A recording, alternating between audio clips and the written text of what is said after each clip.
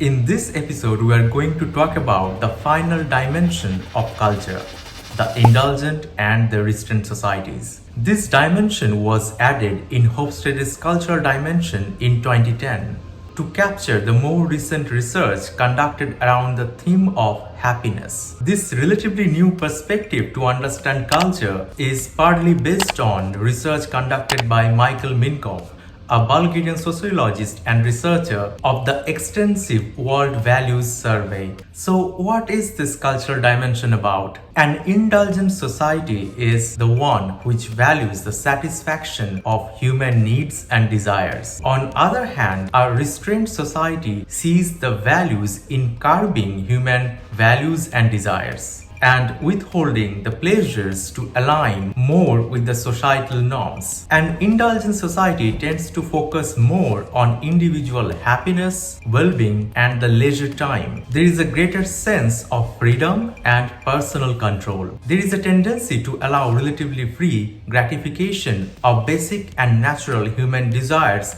related to enjoying the life and having fun. This is in contrast with restrained societies, where the positive emotions are less freely expressed and happiness, freedom, and leisure time are not given the equal importance. As we understood, the restrained and the indulgent dimension considers the extent and tendency for a society to fulfill their desires. This dimension is a measure of societal impulse and desire control. A high level of indulgence indicates a society that allows a relatively free gratification and a high level of bon vivre. Meanwhile, the restrained society indicates that a society tends to suppress the gratification of needs and regulates them through the societal norms. Now, let's have a look at the behavioral differences in people coming from indulgent and restrained societies. In an indulgent society, a higher percentage of people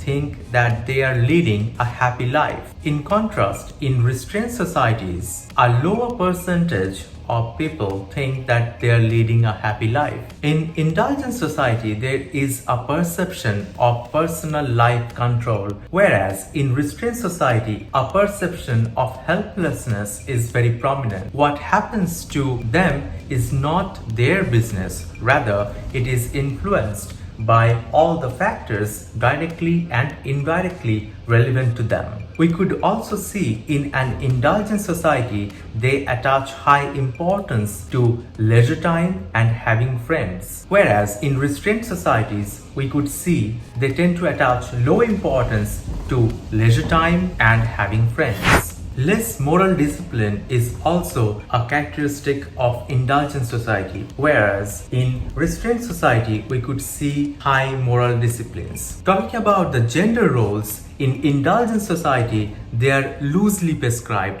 whereas in restrained societies, the gender roles is strictly prescribed. Smiling is a norm in indulgent society. In contrast, smiling can be regarded as suspicious in restrained societies. Freedom of speech is very important in indulgent societies. However, in restrained societies, freedom of speech is not the primary concern.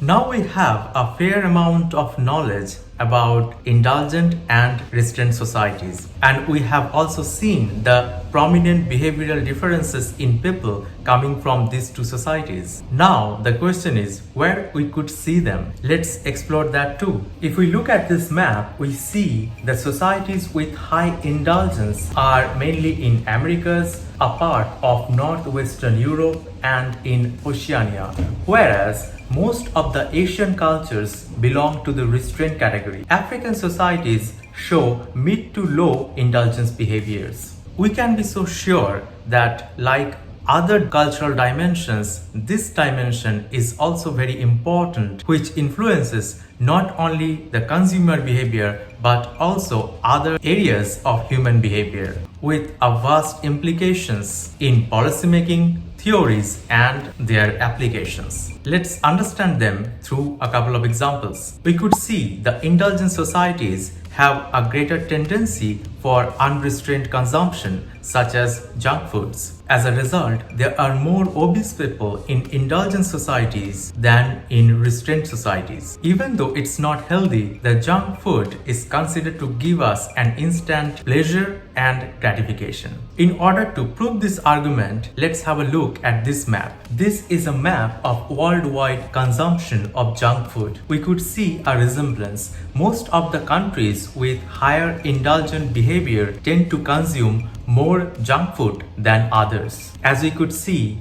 the highest consumption of junk foods are in USA, Canada, UK, Australia, and interestingly, they all are indulgent cultures. Now, let's have a look at the second example. Let's find out those societies who spend a significant amount of their income for their leisure time, holidays, and recreation. According to the statistics of 2019, Denmark, Switzerland, the UK, Norway are the countries who spend a significant amount of their income for their leisure time. We could see Denmark, Switzerland, UK, Norway, they all belong to indulgent societies. We could rarely see, by and large, a restrained society spending a significant amount of their income in their leisure. These are just two of many examples how indulgent and restraint as a cultural dimension shapes the people's behavior.